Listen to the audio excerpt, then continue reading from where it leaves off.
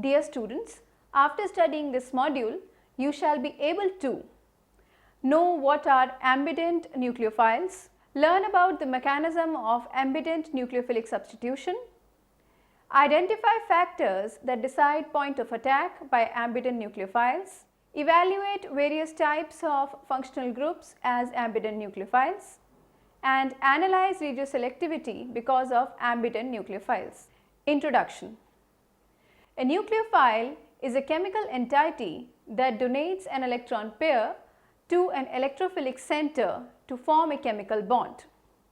The terms nucleophile was derived from nucleus and a Greek word philos, meaning love, and was coined by Christopher Kelk Ingold in 1929.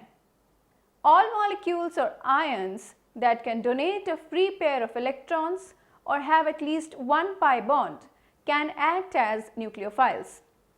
A nucleophile can have more than one atoms carrying a pair of electrons, or the electrons may be shared by two or more atoms, so that canonical forms can be drawn in which two atoms bear an uncharged, unshared pair of electrons.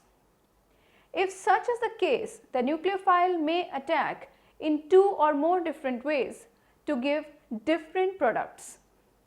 Such nucleophiles are called ambident nucleophiles.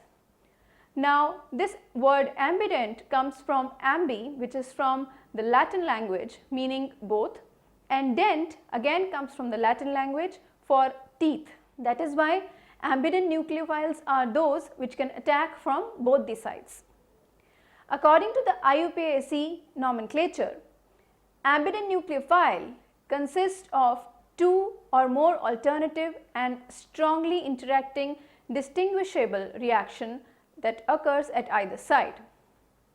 It generally stops or greatly retards a subsequent attack at the other sides. A common example, students, of ambident nucleophile is the enolate ion with oxygen and carbon as two nucleophilic centers. Now, here you can see that the enolate ion has the charge distributed over the carbon as well as the oxygen center. Thus, it behaves as an ambident nucleophile. A nucleophile with two potentially attacking sites can exhibit a dual reactivity by attacking with either the electron rich center or the other side. There are various factors that decide which atom of an ambident nucleophile will attack a given substrate under a given set of conditions. That is, if the kinetically controlled product will predominate or the thermodynamically controlled product will take place preferentially. Therefore, depending on reaction conditions, ambident nucleophiles generally lead to regioselective reactions. That means the reactions where formation of two or more constitutional isomers can take place, but actually only one regioselective product is formed. By constitutional isomers, students, I mean like ROCN or RNCO. They basically have the same molecular formula, but their functional groups are different. Structures of some of the important ambident nucleophiles can be shown to be resonance hybrids, as like you can see here, there are various ambident nucleophiles that we have shown you, and their structures and their canonical forms or the resonance stabilized forms, making them, the charge in them being distributed over two atoms, thus ideal for them to behave as ambident nucleophiles. Now students, let us come to a very important concept in chemistry, that is the hard and soft acids and bases concept and factors influencing ambident reactivity. Which end of the ambident nucleophile should react predominantly under a particular set of reaction conditions? Now, to answer this question, two most important factors are to be considered. First one is the polarizability of the nucleophile, and the second is the nature of solvents. Now, I will take these two factors up in detail. The first factor, students, was polarizability of the nucleophile. To explain the ambident character and polarizability of the ligands, the principle of hard and soft acids and bases, that is HSAB principle, was used. According to this principle, hard acids prefer hard bases and soft acids prefer soft bases. This is based on experimental calculation of enthalpy involved. Now for an ambident nucleophile, the more electronegative atom is the harder base, then the less electronegative atom. Thus, in an enolate anion, like discussed before, the more electronegative oxygen atom with a negative charge is a harder base than the carbon atom carrying the same negative charge, which is distributed among these two atoms. The table here classifies the common organic ligands as hard and soft acids and bases. Now let us have a look at this table.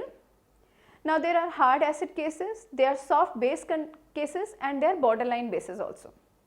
So hard bases are the ones in which the donor atom has high electronegativity and low polarizability.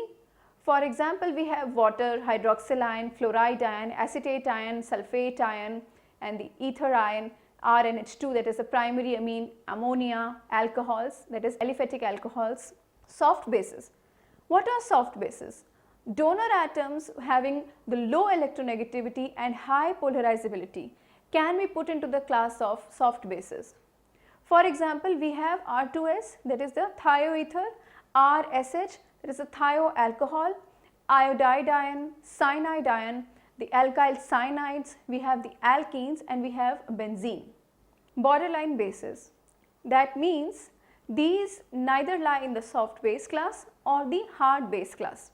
For example, we have the arylamines, the azide ions, the bromide ions, and the NO2 minus ions. Now students, let us go to hard soft acids and borderline acid cases.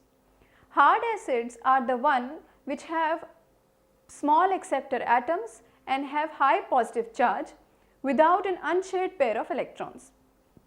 For example, you have the hydrogen cation, you have the lithium cation, the sodium, potassium and magnesium cations, the calcium cation, you have trifluoroborane, you have aluminum chloride, aluminum hydride, and SO3 and RCO plus cations. In case of soft acid students, they possess large acceptor atoms and have low positive charge, and they contain an unshared pair of electrons. For example, you have copper 2 plus ions, that is the cupric ions, the Ag plus ions, that is the silver plus ions, the palladium ions, the platinum 2 plus ions, mercuric ions, and the BH3, that is borane, the iodine and the bromine. Then you have the borderline cases, which are neither lying in the hard acid class nor in the soft acid class.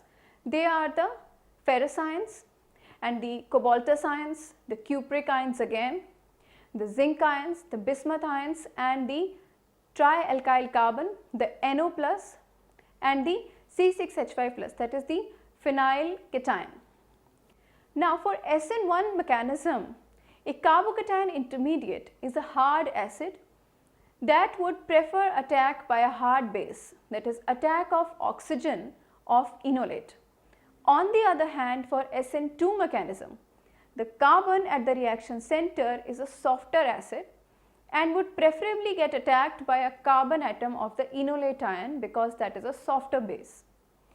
This was generalized as the character of a given reaction changes from SN1 to SN2, like an ambident nucleophile would more likely attack with its less electronegative end.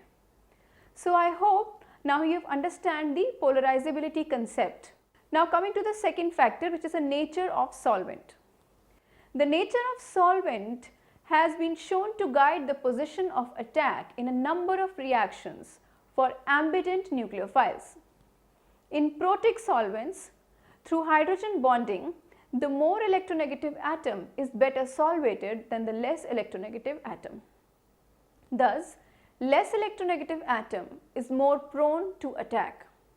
In contrast, polar aprotic solvents offer no stabilization to either end of the nucleophile.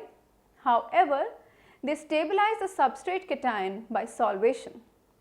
As a result of this, the more electronegative end of the nucleophile is more free, so the extent of attack by electronegative atom increases.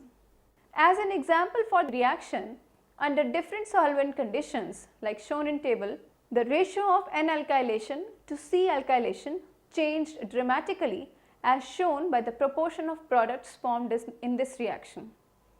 Now you have this cation, the pyrrole cation, the potassium cation of pyrrole, and you have this reaction here.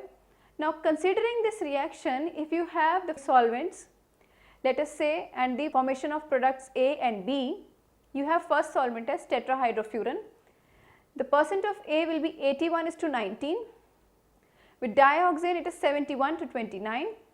However, if you notice for diisopropyl ether, you have 21:79, that means 79% of B is forming. So, as you go on to ether compared to furan, the percentage of B is increasing. In benzene, the percentage of B is even more, that is 85:15, 85% of B and 15% of A. In toluene, 1% also increases then from benzene, that means A is only 14%, however, B is 86%. In N-heptane, it is A is 14% and B is 86%, again the same case as in toluene. The leaving group and counter positive ion of the nucleophile also influences mechanism of reaction and therefore influences the major product which is formed.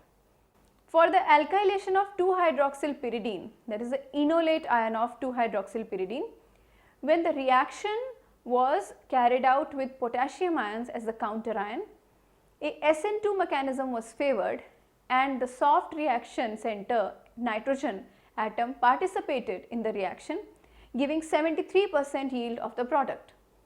Now you can see here the two similar reactions of pyridone, that is the enolate ion of 2-hydroxylpyridine. First one with potassium ion will give you 73% of yield, however the SN2 mechanism. However students, if you look, if we are using the silver cation, then SN1 mechanism will prefer in case of pyridone.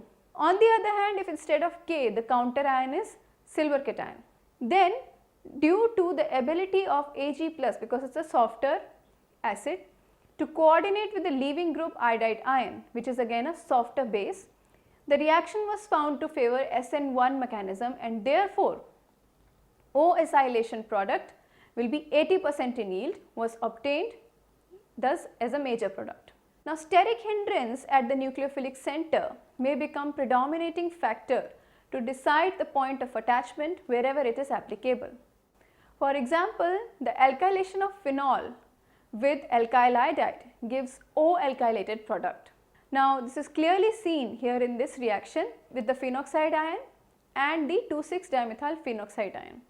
However, if you see when the reaction is crowded, just like I said in 2,6-dimethyl phenoxide ion, the para-alkyl substituted product leading to C-alkylation is favored over the O-alkylated product.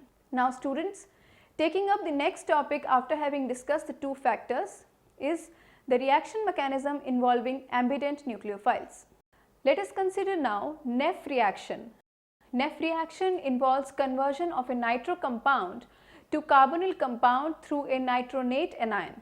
The nitronate anion is an ambident nucleophile which can either attack from the carbon end acting as a soft base or from oxygen end acting as a strong base, that is a hard base.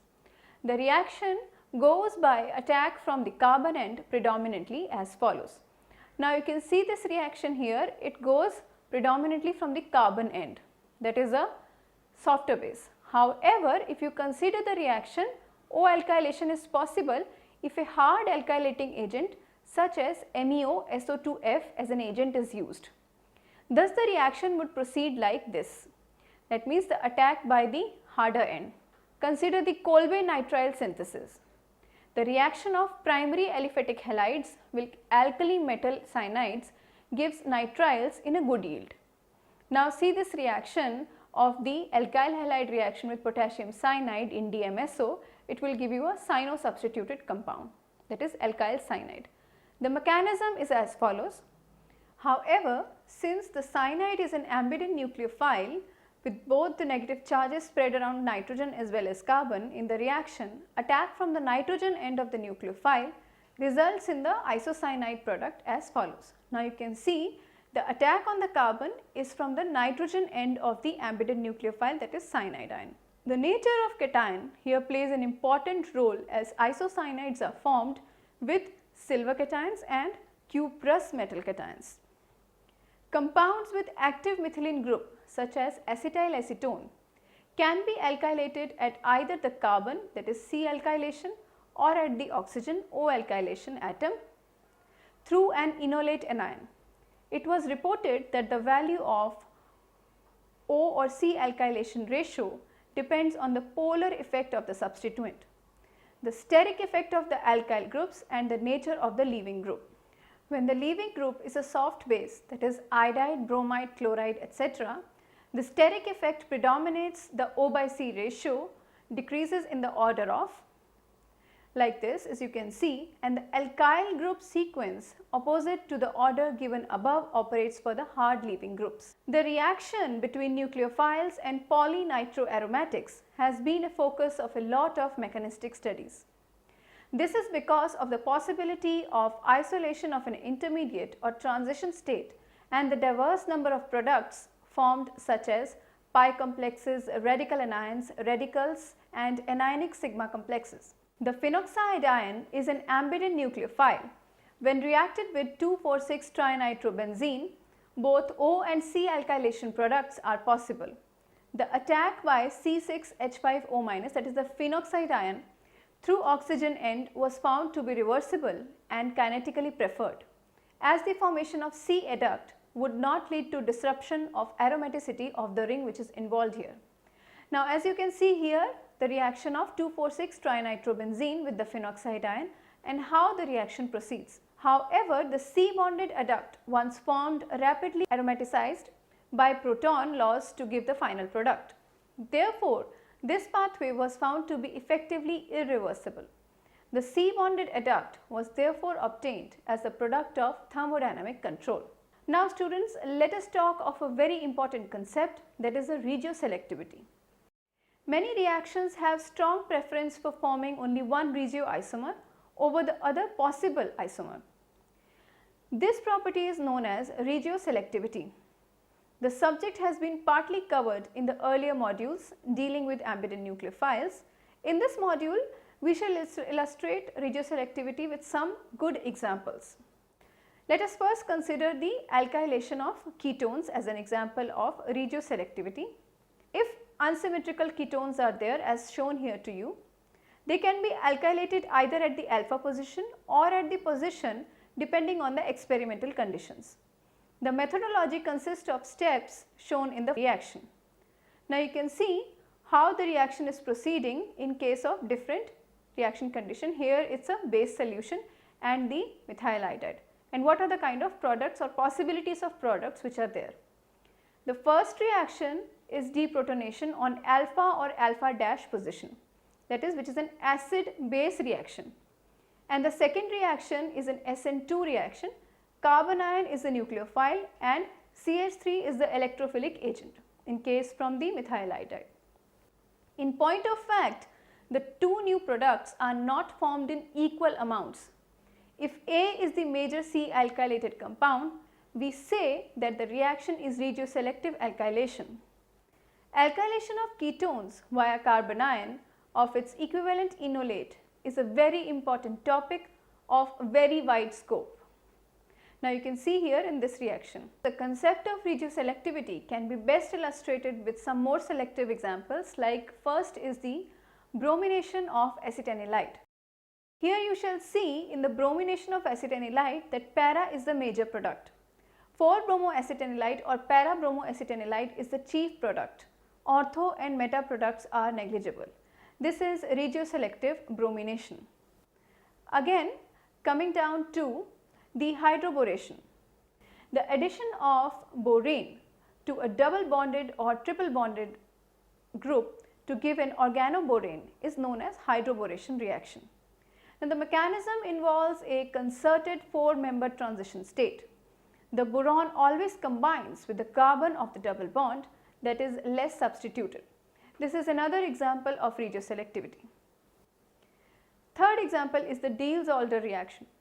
Regioselectivity in cycloaddition reaction such as the Diels-Alder reaction, can be observed here. Here you can see only one kind of product is formed, not the other.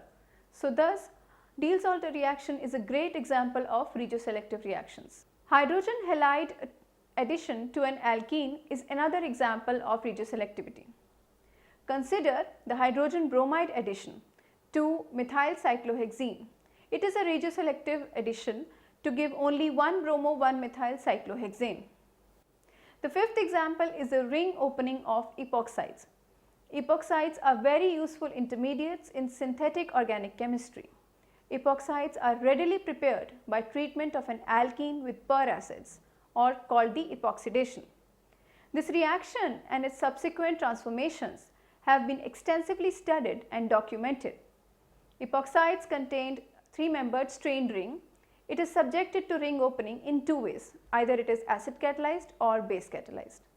The first process, that is the acid catalyzed, starts with attack by an acid, that is H plus hard acid, or the Lewis acid at oxygen, and the second process is base catalyzed, that is a nucleophile or a base, attacks one of the carbons from a SN2 mechanism. The topic of regioselectivity in epoxide opening there is very important.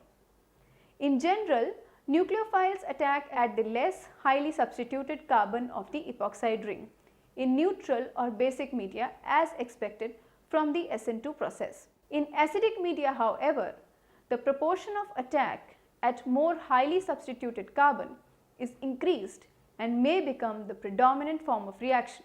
Study the example carefully. You will get the answers to what the above statements mean. Now you here have to ignore the stereochemistry for your convenience. Now let us see the acid catalyzed methanolysis of epoxide and the epoxide ring opening under SN2 and acidic conditions. If you carefully see these reactions, you will always appreciate the regioselectivity in case of the ring opening of epoxides. Students, now we shall summarize this module. In this module, we have tried to explain you that an ambident nucleophile is a nucleophile that can react at more than one site. Ambident nucleophiles generally carry heteroatoms with lone pair of electrons or pi electrons and exist as resonance stabilized structures. Reactions of substrates with ambident nucleophile generally lead to regioselective reactions, where one constitutional isomer is favored based upon the reaction conditions. In a reaction, the polarizability of nucleophile according to the HSAB principle and the nature of solvent decides which end of the ambident nucleophile will give rise to the major product. We have also told you that according to the HSAB principle, hard acids prefer to combine with hard bases and soft acids prefer to combine with soft ones. As the character of a given reaction changes from SN1 to SN2, like an ambident nucleophile more likely attack with its less electronegative end. Now at the last we told you that the prediction of regioselectivity in a reaction depends upon the substrate, reagent and the experimental conditions. Now students, these topics are very important for organic chemistry and I hope you found this module very informative.